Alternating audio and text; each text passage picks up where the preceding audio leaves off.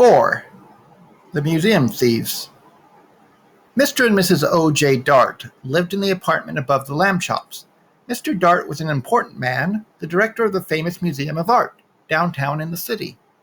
Stanley Lambchop had noticed in the elevator that Mr. Dart, who was ordinarily a cheerful man, had become quite gloomy, but he had no idea what the reason was.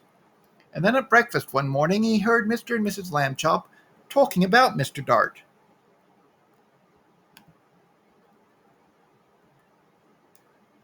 "I see," said Mr. Lambchop, reading the paper over his coffee cup, "that still another painting has been stolen from the famous museum.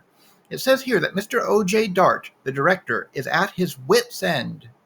"Oh dear, are the police no help?" Mrs. Lambchop asked. "It seems not," said Mr. Lambchop. "Listen to what the chief of police told the newspaper.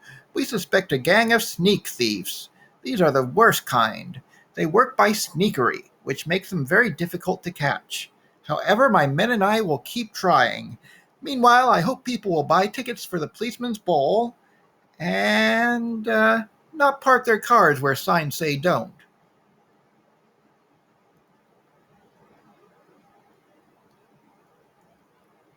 The next morning, Stanley Lambchop heard Mr. Dart talking to his wife in the elevator.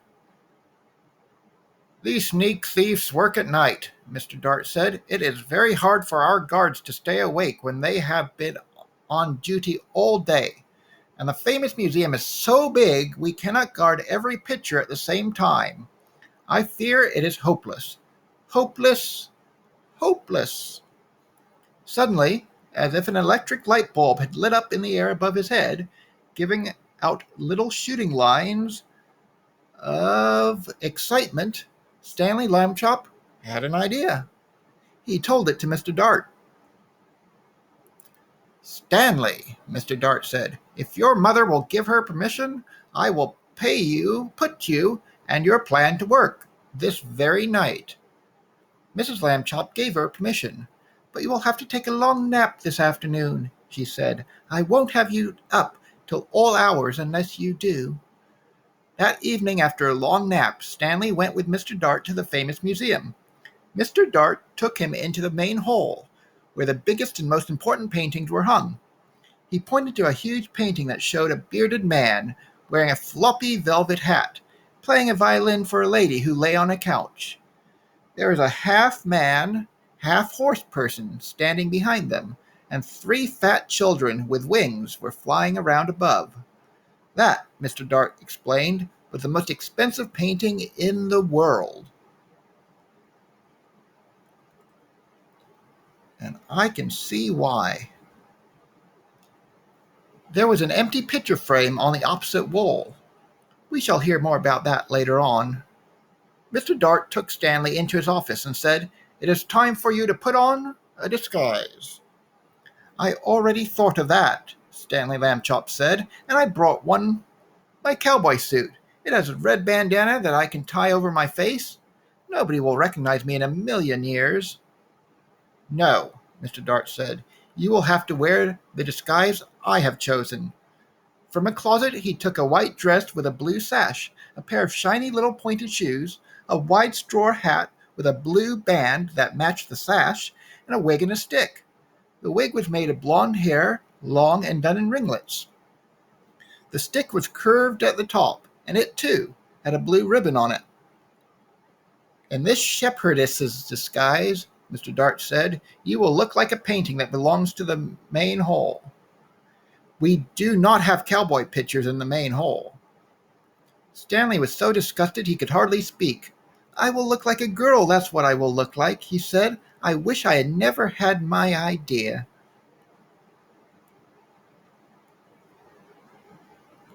But he was a good sport, so he put on the disguise. Back in the main hall, Mr. Dart helped Stanley climb up into the empty picture frame. Stanley was able to stay in place because Mr. Dart had cleverly put 4 small spikes in the wall, one for each hand and foot. The frame was a perfect fit. Against the wall, Stanley looked just like a picture. "Except for one thing," Mr. Dart said. "Shepherdesses are supposed to look happy. They smile at their sheep and at the sky. You look fierce. Not happy, Stanley. Stanley tried to get a faraway look in his eyes and even to smile a little bit. Mr. Dart stood back a few feet and stared at him for a moment. Well, he said, it may not be art, but I know what I like. He went off to make sure that certain other parts of Stanley's plan were taken care of, and Stanley was left alone. It was very dark in the main hall. A little bit of moonlight came through the windows, and Stanley could just make out the world's most expensive painting on the opposite wall. He felt as though the bearded man with the violin and the lady on the couch and a half-horse person and the winged children were all waiting as he was, for something to happen. Time passed and he got tireder and tireder. Anyone would be tired this late at night, especially if he had to stand in a picture frame balancing on little spikes. Maybe they won't come, Stanley thought. Maybe the sneak thieves won't come at all. The moon went behind a cloud, and then the main hall was pitch dark. It seemed to get quieter, too, with the darkness. There was absolutely no sound at all. Stanley felt the hair on the back of his neck prickle beneath the golden curls of the wig. Creak! The creaking sound came from right out in the middle of the main hall, and even as he heard it, Stanley saw, in the same place, a tiny yellow glow of light. The creaking came again, and the glow got bigger. A trap door had opened in the floor, and two men came up through it into the hole. Stanley understood everything all at once. These must be the sneak thieves. They had a secret trapdoor entrance into the museum from outside. That was why they had never been caught, and now tonight they were back to steal the most expensive painting in the world. He held very still in his picture frame and listened to the sneak thieves. "This is it, Max," said the first one. "This is where we art robbers pull a sensational job whilst the civilized community sleeps." "Right, Luther," said the other man. "In all this great city there is no one to suspect us." "Ha ha," thought Stanley Lambchop. "That's what you think." The sneak thieves put down the lantern and took the world's most expensive painting off the wall. "What would you do to anyone who tried to capture us, Max?" the first man asked. "We won't kill him. We would kill him. What else?" his friend replied. That was enough to frighten Stanley, and he was even more frightened when Luther came over and stared at him.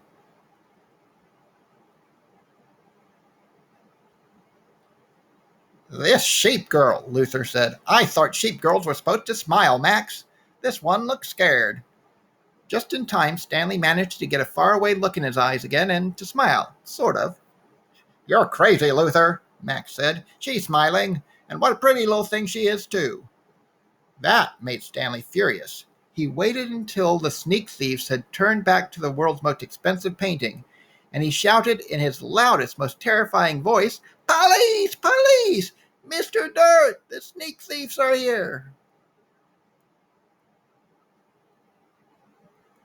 The sneak thieves looked at each other. "Max," said the first one very quietly, "I think I heard the sheep girl yell." "I think I did too," said Max in a quivery voice. "Oh boy, yelling pictures, we both need to rest." "You'll get a rest all right," shouted Mr. Dart, rushing in with the chief of police and lots of guards and policemen behind him. "You'll get arrested, that's what. Ha ha ha!" The sneak thieves were too mixed up by Mr. Dart's joke and too frightened by the policeman to put up a fight. Before they knew it, they had been handcuffed and led away to jail.